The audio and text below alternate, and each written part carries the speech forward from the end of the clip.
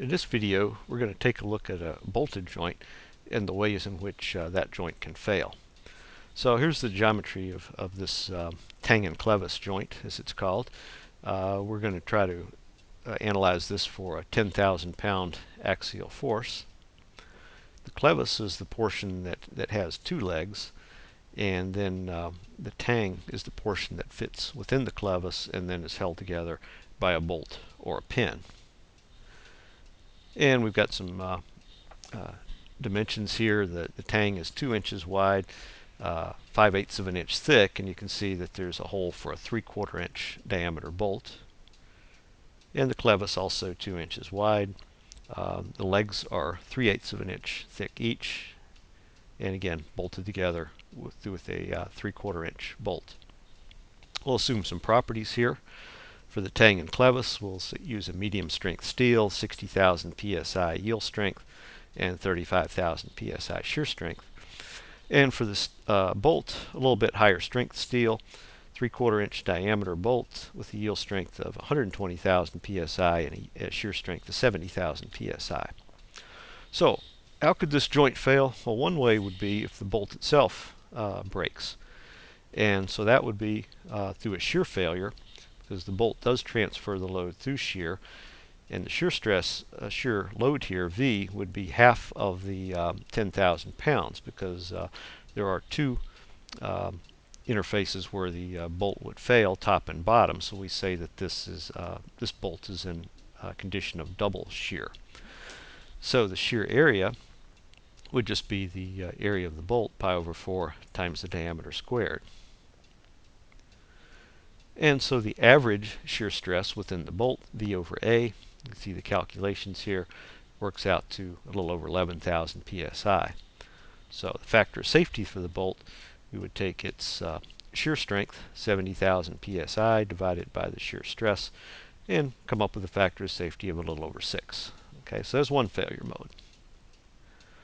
Now, what if the tang, we're going to look at the tang first, and same conditions would apply to the Clevis.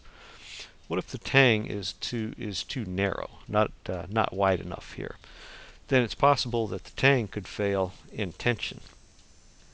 So the area that's shaded here we call the net tension area, because that area has to transfer the entire 10,000 pound force, but of course its area has been reduced by the area of the hole here. So the net tension area itself is the thickness times the width, but I also have to subtract off the diameter of the bolt. So in this case, again, 10,000 pounds has to be resisted, or has to be transferred through that face.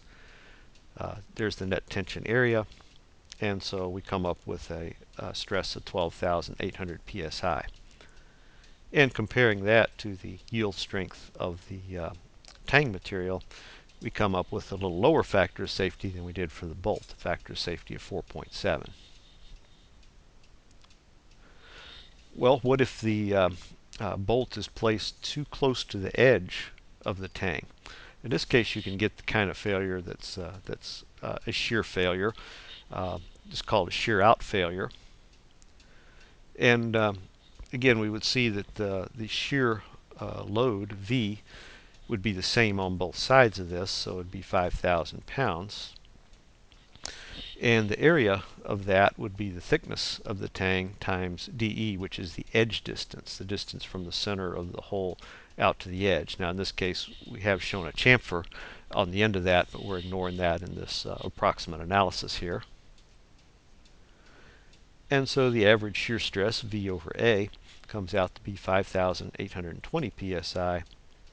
And comparing that to the shear strength of the tang material, we come up with a factor of safety of about 6.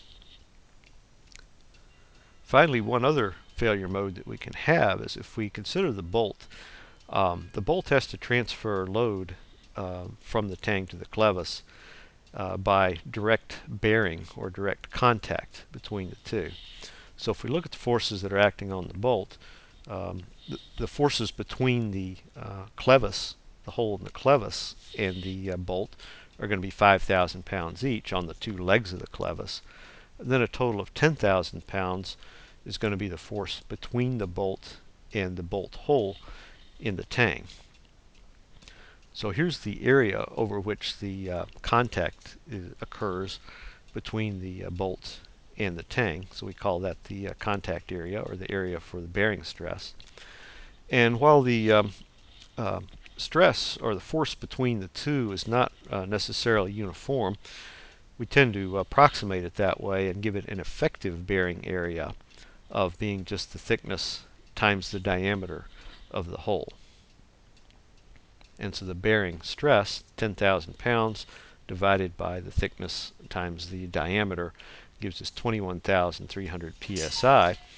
And when we compare that to the yield strength of the tang material, we get a factor of safety of 2.8, which is the lowest that we've seen so far.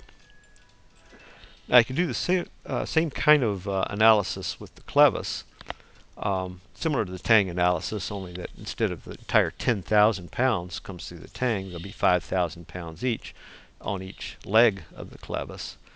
But because of the fact that the Clevis leg thicknesses are greater than half of the tang thickness, then without even doing the analysis, we know that the factors of safety in the Clevis will be greater than they are for the tang. And so our lowest factor of safety is 2.8, and our predicted failure mode is bearing failure of the tang. Now a couple of things about this though. First of all, for the bolt, we didn't check the bearing strength in the bolt.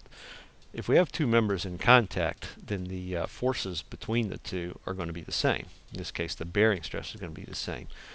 So we only have to look at the weaker of the two members. The strength of the bolt is greater than that of the tang, so we know that the tang will fail first, and we don't need to worry about bearing stresses in the bolt. However, if the bolt becomes relatively long, going back and looking at how that loading was again, you can see that the bolt really is a beam. And most of the time we can consider that to be a short beam that's going to fail in shear, but as the bolt gets longer, we do have to consider that beam bending can be the failure mode of the bolt. Remember that all the stress calculations we did here are very approximate. Again, we approximated the distribution of the forces between the pin and the member as being uniform. That's not going to be the case necessarily. Also, when we calculated shear stresses, we took average stresses, but we know that the shear stresses are not uniform throughout. We also ignored stress concentration. So for example, in the case of the net tension area, again, we assume that P over A was our stress all the way through. We know that the stress peaks up near the hole. For static loading and ductile material, we don't worry about that because the stresses can redistribute. But if we have a brittle material, or if we're doing a fatigue analysis, then we do have to include the effects of the stress concentrations. So what all these comments lead to is that this kind of analysis is okay for doing a preliminary design. It gives you a good start, but you really need to do a lot more detailed analysis, and certainly if it's a critical joint, really need to do some tests before having great reliance in these calculations.